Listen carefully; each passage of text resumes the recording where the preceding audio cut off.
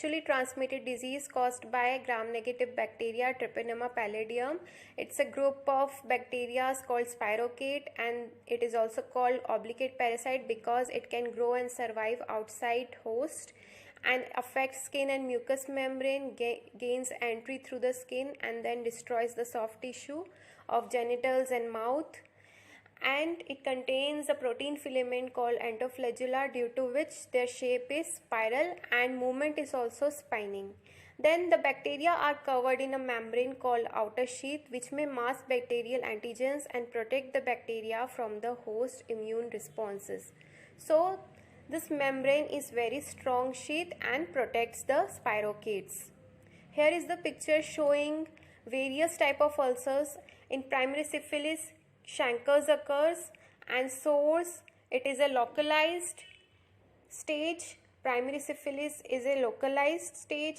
Then secondary syphilis, it is a disseminated stage. When infection spreads through the blood, तो maculopapular rashes हो जाते हैं, and it can convert into pustular eruptions also. And condylomata is a marked feature in secondary syphilis. Then latent phase, where there are no symptoms, so it is a dormant state or asymptomatic phase. Then third stage, which is called tertiary syphilis, when infection spreads to various organs and multi-organ involvement occurs. So when infection reaches to heart, we call it cardiosyphilis.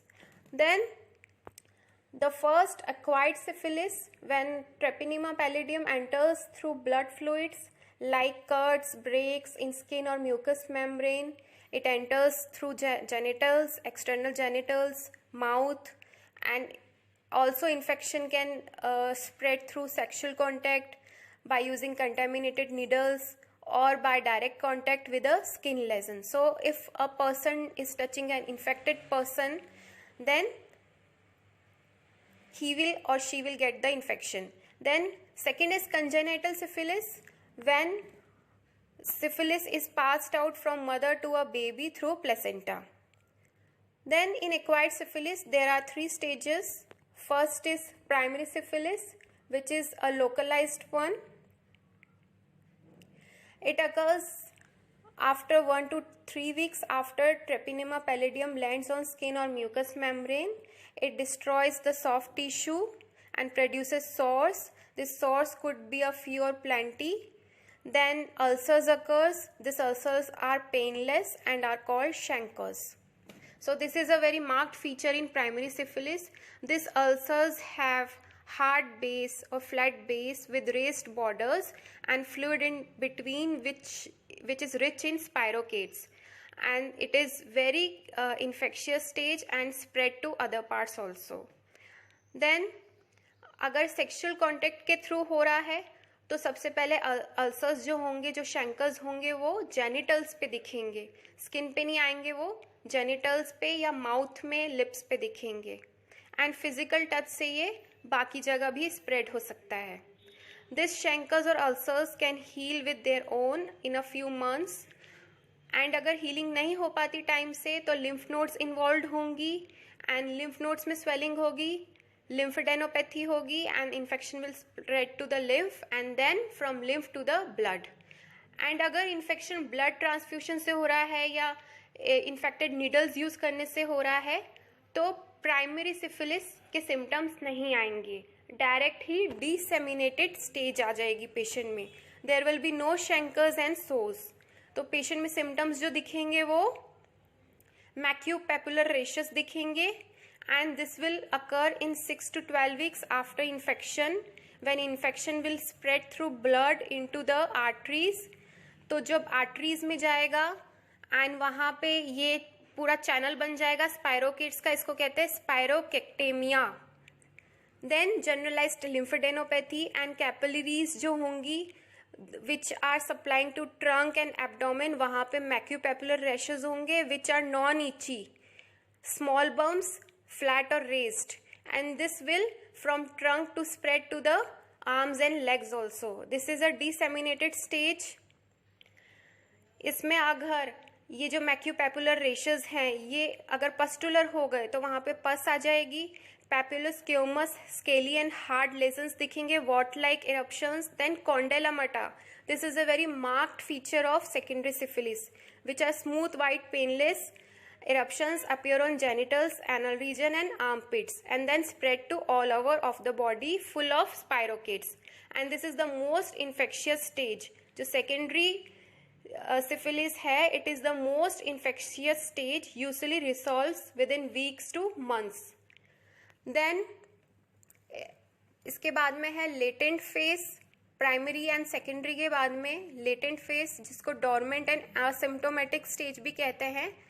स्पायरोकेट्स and capillaries of organs and tissues, जब सब जगह infection spread होगा but suppression हो जाएगा, symptoms नहीं दिखेंगे. It is divided into early phase and late phase. Early phase is within a year on infection.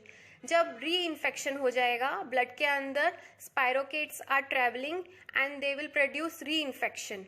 Then late phase is after a year, जब 1 साल के बाद में. और जो अर्ली फेज है that is within a year. So early phase में symptoms दिखेंगे, लेट फेज में सिम्टम्स नहीं दिखेंगे, बट स्पायरोकेट्स अंदर ही रहेंगे ऑर्गन में, टिश्यू में. Then the third stage is tertiary syphilis, जब spirochetes will keep on multiplying and travelling to each organ and tissue. तो ये जो कैपिलरीज हैं, ब्लड कैपिलरीज के थ्रू हर एक ऑर्गन तक पहुंच जाएगा. एंड देन हमारा immune response will get active and type 4 hypersensitive reaction होगा. That will lead to the activation of T cells and then macrophages will come to destroy this ट्रेपिनेमा pallidum. And in this result, tumor necrosis factor will release IL-1 and IL-6 and cytokines will also get released. Cytokines will produce fever, swelling, edema, redness, warm fever. ये सब क्या है?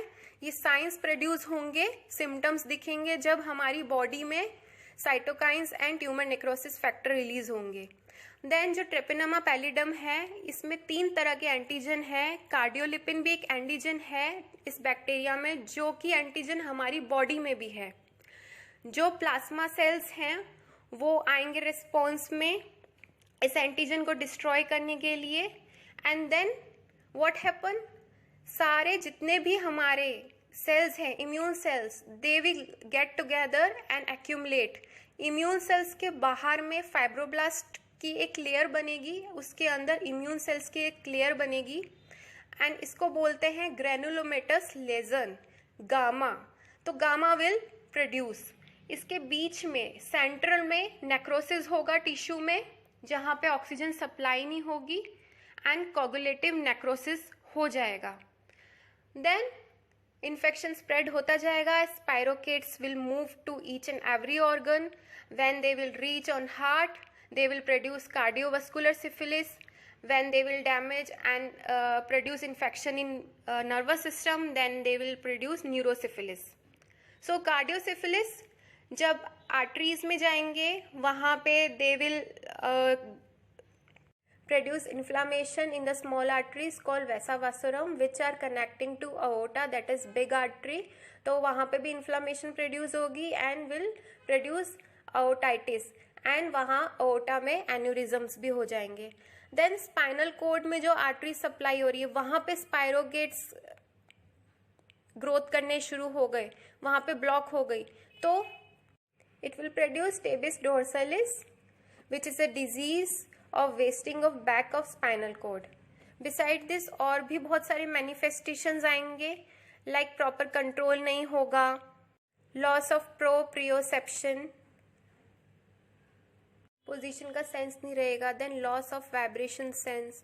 Then when this spirochetes will reach to the posterior spinal cord और anterior spinal cord and will form channels, colonies, वहाँ पे growth करने लगेंगे, तो वहाँ का फंक्शन अल्टर्ड होगा.